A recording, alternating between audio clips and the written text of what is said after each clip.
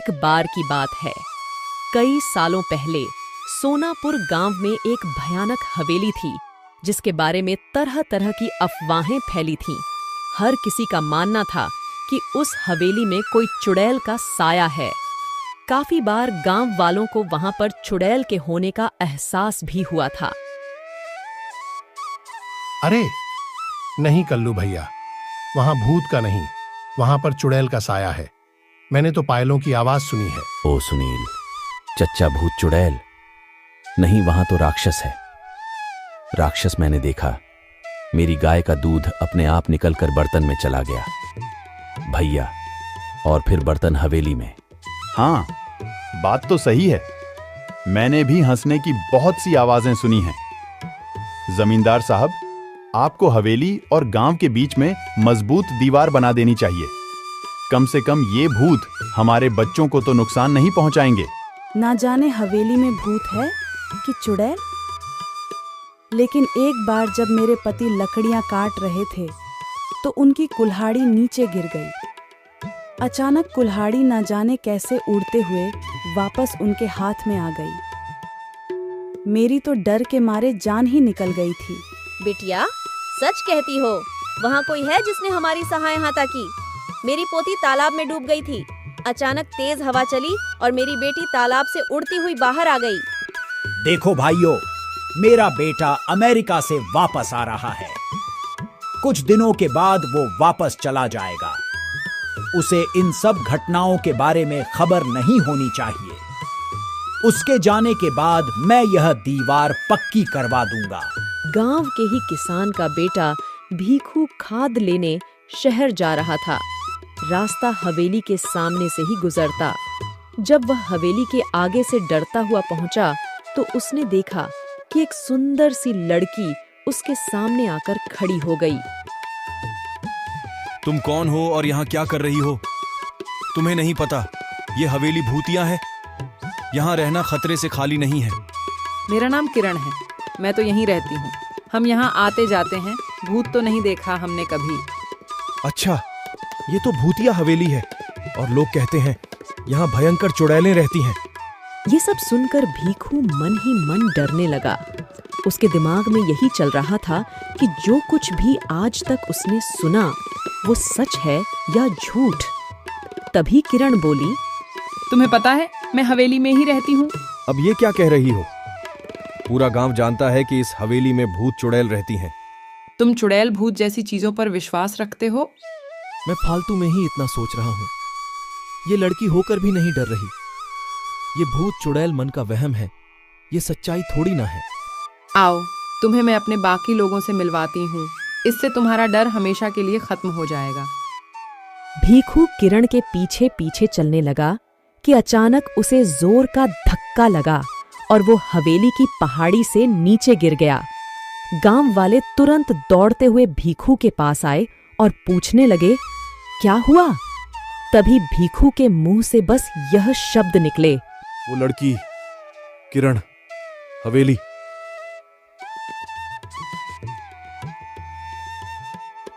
अब तो गांव में डर का भयानक माहौल बन गया था। सबको विश्वास हो गया था कि हवेली में किसी किरण नाम की चुड़ैल का साया है जिसने भीखू को मार दिया है। इस घटना के अगले दिन ही जमींदार साहब का बेटा राजेश अपने दोस्त मयंक के साथ गांव आ रहा होता है। हे भगवान, शाम हो गई है, हवेली के आगे से गुजरना होगा। अरे राजेश भैया, आप उस हवेली की तरफ मत देखना, कहीं उन चुड़ैलों का साया आप पर भी ना पड़ जाए। अरे राजेश, ये तेरा ड्राइवर क्या कह रहा है? चुड़ैलों का साया? गांव के अंधविश्वासों का तो अपना ही मजा है। अरे ड्राइवर भैया, आप चुपचाप गाड़ी चलाओ ना। ये सब अंधविश्वास है, हम सब ये नहीं मानते। भैया, आज तक इस भूतिया हवेली में कोई एक रात नहीं गुजार पाया। बड़े बड़े लोग आए और बड़े बड़े दावे किए और फिर हार मानकर चले गए। अरे हम पढ़े लिखे लोग हैं, अमेरिका से आए हैं, हम इन सब बातों को नहीं मानते। ये सब अंधविश्वास है। अगर हमें सचमुच भूत प्रेत देखने को मिल जाए तो इन छुट्टियों का मजा आ जाएगा। क्यों राजेश? अरे, ये गाड़ी के आगे इतने सारे फूल कैसे पड़े हैं? लगता है किसी ने हमारा स्वागत करने के लिए रखे हैं। यहाँ रुकना खतरे से खाली नहीं भैया। मैंने अभी अभी किसी को यहाँ से जाते हुए देखा है। ये सब हवेली की चुड़ैलों का काम है। अरे, तुम गांव वाले भी कमाल हो, खुद ही सब कुछ करके शर्मिंदा हो जाते हो। मैं सब जानता हूं, गांव वालों ने ये फूल बिछाए होंगे, लेकिन अब अपना नाम बताना नहीं चाहते। राजेश भैया, मैं झूठ नहीं बोल रहा। जब आप हवेली में एक रात बिता लेंगे तो आपकी सोच भी बदल जाएगी। यार बिरजू, तुम पहले घर पहुंच जाओ, बाद में देखेंगे। अभी तो बहुत जोर से भूख लगी है। मेरे पेट में तो हाथी, चूहे, भूत, प्रेत सब दौड़ रहे हैं। कुछ ही देर में दोनों दोस्त घर पहुंच जाते हैं और आराम से सो जाते हैं। अगले दिन जब वह गांव घूमने जाते हैं तो फिर गांव वाले उन्हें हवेली के पास जाने से रोकते हैं। आखिरकार गांव वालों की सोच को बदलने के लिए राजेश और मयंक उस हवेली में एक रात बिताने का फैसला करते हैं। ये मैं क्या सुन रहा हूं राजेश? तुम हवेली में जाना चाहते हो? अरे, तुम्हारा दिमाग तो ठीक है। मैं तुम्हें कभी इसकी आज्ञा नहीं दूंगा। पिताजी, हम अमेरिका से पढ़कर आए हैं। हम ऐसे अंधविश्वासों को नहीं मानते। वैसे भी वो हवेली बहुत पुरानी है। हम उसे हेरिटेज होटल बनाना चाहते हैं। करोड़ों की प्रॉपर्टी है। अरे चाचा जी, हो सकता है इस हवेली में कुछ लोगों ने कब्जा करने के लिए इस तरह की अफवाहें उड़ाई हों।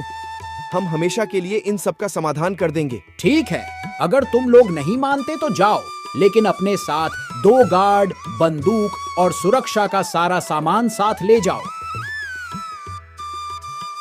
आप लोग सो जाइए, हम सब बाहर ही बैठे हुए हैं और कोई भी बात हो तो तुरंत आवाज दे दीजिएगा। राजेश, उठ यार, ये सब क्या हो रहा है? अबे, ये पलंग हवा में कैसे उड़ रहा है? ये गाने की आवाजें भी आ रही हैं। ये खुशबू, ये तो कमल के फूल की खुशबू है। लेकिन इस पुरानी हवेली में कमल का फूल कहां से आया? इतनी मीठी आवाज तो सिर्फ परियों की हो सकती है, भूत और राक्षस की नहीं।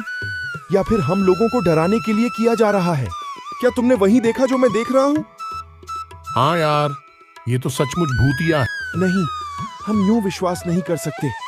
मुझे तो लगता है कि ये कोई ऐसा बंदा है जिसे इस टाइप के हॉरर इफेक्ट के बारे में बहुत कुछ पता है। चलो हवेली की लाइब्रेरी में चलते हैं, कुछ तो मिलेगा। ये किताब दूसरी दुनिया की परियों की है, जो कभी कभी उस दुनिया से इस दुनिया में घूमने आया करती हैं। 150 साल पहले ये हवेली उन्हीं परियों का अतिथिगृह हुआ करता था, जहां पर वे अपना समय बिताने आया करती थीं। अतिथिगृह क्या होता है? Guest house. यानी कि हम लोग एक परियों के गेस्ट हाउस में हैं। वाह भाई, ये तो कमाल हो गया। मेरा ख्याल है हमें बिना आवाज किए चुपचाप देखना चाहिए कि असलियत क्या है, क्योंकि अभी तक हमें परियों नजर नहीं आई हैं। इसके बाद वो परियों का इंतजार करने लगते हैं। तभी अचानक उनके सामने जादुई संगीत बजने लगता है और बहुत सारी परियां सामने प्रकट हो जाती है। मैं हुस्न परी हूँ। हमारे घर में आपका स्वागत है मानव मित्रों। हमें खुशी हुई कि तुम हमारे यहाँ आए। आप तीनों तो कितनी अच्छी हो, तो आप लोगों से लोग डरते क्यों हैं? इसका जवाब तो वही दे सकते हैं। क्या तुम दोनों को भूख लगी है? हाँ, भूख तो लगी है। जो खाना लाए थे वो तो कब का खा चुके हैं हम दोनों।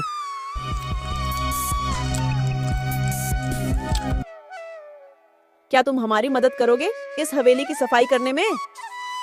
हाँ हाँ, क्यों नहीं। वह सब हवेली को चमकाना शुरू कर देते हैं। आवाज सुन जब गार्ड धीरज और मुन्ना अंदर आता है तो उसे मयंक और राजेश उड़ते हुए दिखाई देते हैं, पर परियां नहीं दिखाई देती। वो डर कर उन्हें छोड़कर वहां से भाग जाते हैं और जमींदार के पास पहुंचते हैं। जमींदार साहब, गजब हो गया। लगता है राजेश भैया और उनके दोस्त को भूतों ने अपने कब्जे में कर लिया।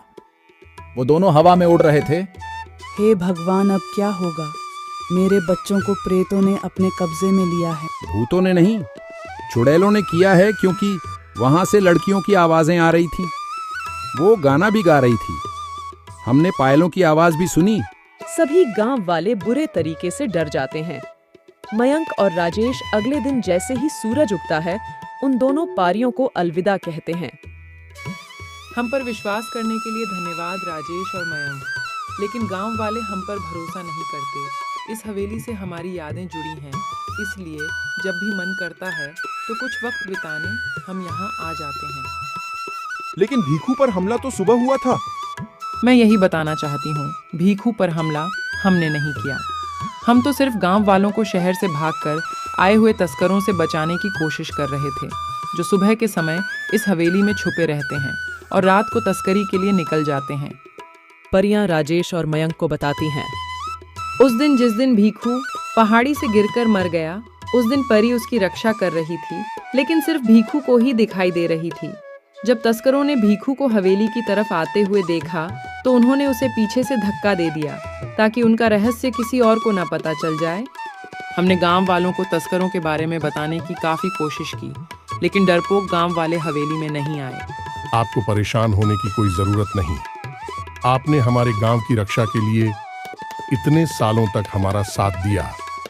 आपकी सच्चाई हम सभी गांव वालों को बताएंगे और हम सभी गांव वालों के साथ अगले हफ्ते दीपावली मनाने यहां आएंगे। गांव वालों को राजेश की बातों पर भरोसा होने लगता है। दिवाली के दिन सारे गांव वाले हवेली की तरफ चले जाते हैं। इसके बाद गांव में सभी हंसी खुशी से रहने लगते हैं।